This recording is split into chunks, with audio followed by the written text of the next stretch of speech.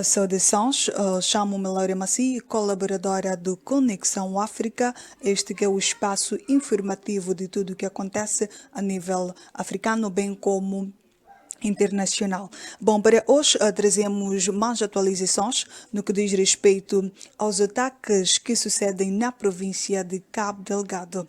De recordar que Cabo Delgado é a província onde avança o maior investimento privado de África para a exploração de gás natural e está sob ataques de grupos armados rebeldes desde outubro de 2017, classificados desde o início do ano pelas autoridades moçambicanas internacionais como uma ameaça terrorista e já tendo causado mais de 550 mortes e cerca de 200 mil pessoas afetadas. Esta informação foi retirada na página da DW Notícias. Conforme diz a Lei nº 1/2018, de 12 de junho, no seu artigo 1, a República de Moçambique é um Estado independente, soberano, democrático e de justiça social. A nossa equipe entrou em contato com o analista político Bitono Vaz e o analista de Relações Internacionais Bruno Mourinho, que tiveram um pronunciamento similar relativamente ao desafio colocado à soberania do Estado moçambicano pelos ataques terroristas e busca pelo apoio externo. Quando os Estados, em nível do sistema internacional, atingem o ápice de um determinado conflito armado, eles colocam de lado questões de natureza idealistas, ou seja, simbólicas, quando realmente recorrem à Constituição para a defesa de um determinado interesse nacional. E a outra coisa, a defesa da nossa soberania, ela não seja-se apenas a questões simbólicas, mas sim também seja-se ou faz-se através de capacidades. E Moçambique, ao abrir as suas fronteiras para o ambiente externo, a busca de aliados não significa necessariamente que esteja a colocar em causa a sua integridade territorial, ou seja, a sua soberania. Por quê?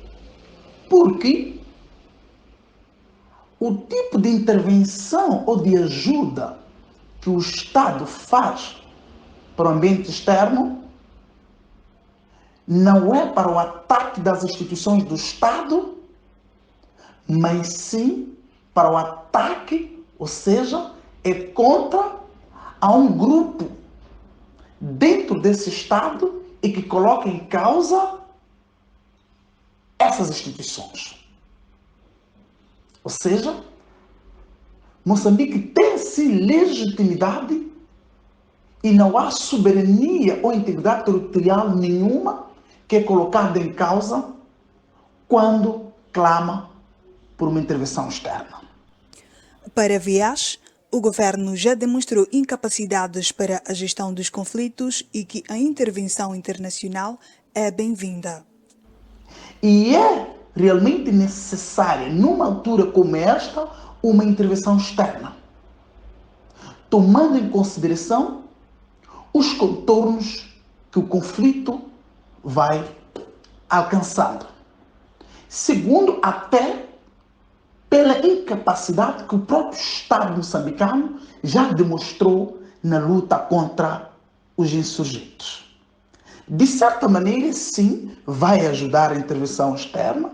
Aliás, já temos alguns resultados, que é a recuperação de alguns pontos que o Estado havia perdido o seu controle. E esta recuperação foi resultante, da aliança militar com países como a África do Sul e a Zâmbia. Então, de certa maneira, esta abertura ao ambiente externo veio em parte proteger a integridade territorial do Estado moçambicano, que se encontrava beliscada e sob ocupação dos grupos terroristas. O analista político Bitone Viegas defende que os ataques estão ligados à questão da defesa da religiosidade islâmica perante a cristã no processo de ocupação ou controle da infraestrutura do Estado. Não que exista necessariamente uma relação direta do conflito com os recursos naturais. Porém, podemos perceber aqui que a ideia de exclusão, ou seja, que uma parte significativa da população em Cabo Delgado, que é a islâmica, já que historicamente ela se sente excluída, acaba constituindo a razão que pode nos permitir explicar, ok, a razão deste conflito. Por exemplo, há um conflito secular em Cabo Delgado entre duas etnias. Por um lado, a etnia Makonde, que é composta maioritariamente pela população cristã, e por outro, tu tens a etnia Makua, que é composta pela sua maioria pela população islâmica. E a população islâmica tem em mente de que a população, neste caso cristã, uma vez que controla toda a infraestrutura do Estado, desde o poder e as suas instituições, estes marginalizam todas aquelas que são as crenças islâmicas. Não só marginalizam as crenças islâmicas, como também põem em causa aquelas que são as expectativas, os interesses e as necessidades do povo islâmico. Então, eles encontram no califado, ou seja, encontram no fundamentalismo islâmico uma espécie de salvação, uma espécie de retorno daqueles que eles consideram por halal. Então, o retorno de Deus, ok? Deus é esse que vem salvar essa população cristã. E dizendo realmente, ou encontrando que, ok, para vocês lutarem a favor dos vossos interesses, a favor das vossas necessidades, a favor das vossas aspirações, vocês precisam fortificar o fundamentalismo islâmico dentro da região de Cabo Delgado. E fortalecendo este fundamentalismo islâmico dentro da província de Cabo Delgado, vocês terão o poder de controle de todo o aparato estatal da província. E só assim é que vocês poderão deter o poder econômico. E nós sabemos que a maioria, ou seja, a população maioritária que controla, o lobby energético na região de Cabo Delgado, são os do Sul, a população maioritariamente cristã. Então, isso em parte também acaba criando este problema no seio da região de Cabo Delgado. Olá, tudo bem? Então, na verdade, em algum momento eu preciso contextualizar a questão da soberania quando a gente fala de ataques terroristas. Os ataques terroristas, em algum momento, não retiram a soberania do Estado. Pelo contrário, põem em causa a soberania do Estado. Faz mostrar ao mundo a capacidade do Estado de gerir os seus próprios problemas. Então, não temos uma falta de soberania, mas temos sim uma soberania que está a ser posta em causa. E esta soberania que está a ser posta em causa vai ser definida e vai ser respeitada mediante a forma como o Estado moçambicano vai lidar com esta situação. E acredito eu que, em algum momento, a partir do momento em que primeiro tenta-se combater por meios próprios, é claro, é sabido que trata-se de países africanos, não temos condições em termos de armamento bélico, em termos de condições financeiras para financiar uma guerra contra terroristas. Então, em algum momento, quando a gente olha para isto, não é uma falta de soberania, mas é pôr em causa a soberania do Estado moçambicano e, embora seja algo muito negativo, olha-se para isto como uma oportunidade de mostrar à região e ao mundo que Moçambique tem capacidade para resolver assuntos X, Y, Z, se conseguir resolver. Mas, pusemos parênteses aí. Por quê? Porque problemas ligados à pirataria, à segurança marítima, problemas ligados ao terrorismo, são problemas que evoluem com as atividades econômicas, com as atividades sociais. À medida que a sociedade evolui, estes problemas também evoluem. Estes problemas seguem o percurso da atividade social, da atividade econômica mundial. Pelo que faz que muitas vezes estes terroristas não respeitem fronteiras. E se estes terroristas não respeitam fronteiras, entram via Tanzânia, via Malawi, saem da Somália, são apanhados a passarem por toda a África para chegar até Cabo Delgado. São terroristas que se identificam com o Daesh, etc. quer dizer que há uma transcendência de fronteiras. Então, a partir do momento em que nós temos uma transnacionalidade, temos fronteiras a serem traspassadas, este não trata-se de um problema moçambicano. Trata-se de um problema de segurança africano. Trata-se de um problema coletivo. Por quê? Porque é um problema que afeta a todos, é um problema transnacional. Se é um problema transnacional, também requer soluções transnacionais. Também requer soluções robustas, atendendo considerado que Moçambique não tem capacidade. Moçambique não tem capacidade, entre aspas. Existe a Troika. Existe a troika da SADC que serve para isso. Em situações de insegurança, em situações de problema, em situações de conflitos na região, a troika deve dar o seu parecer, dar o seu conselho e os Estados devem unir-se para arreglar o problema. Então, em algum momento, sim, é um assunto, é uma temática que belisca a soberania do Estado moçambicano, mas é uma oportunidade de fortalecer o Estado moçambicano.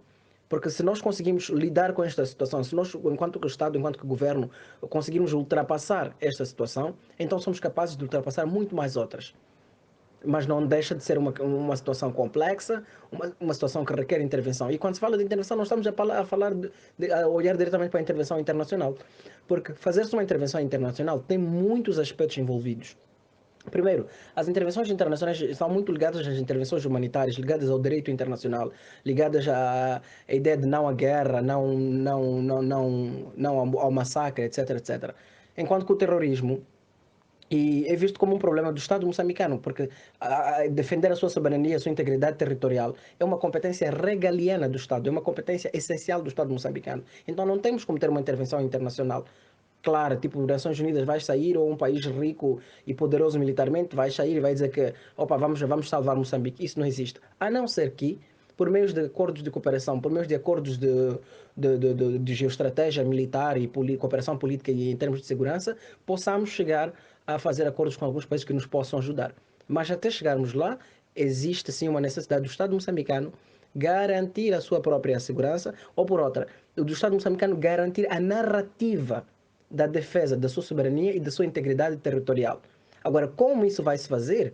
Aí já são outros aspectos. Em termos práticos, em termos logísticos, pode-se cooperar com a África do Sul, pode-se cooperar com a região. Antes de saltar para o internacional, tem que se cooperar com a região. Então, esse é o meu ponto de vista no que concerne ao debate de soberania versus pedido de ajuda. E pedir ajuda numa situação destas não é vergonhoso. Não é vergonhoso, não retira a soberania do Estado moçambicano.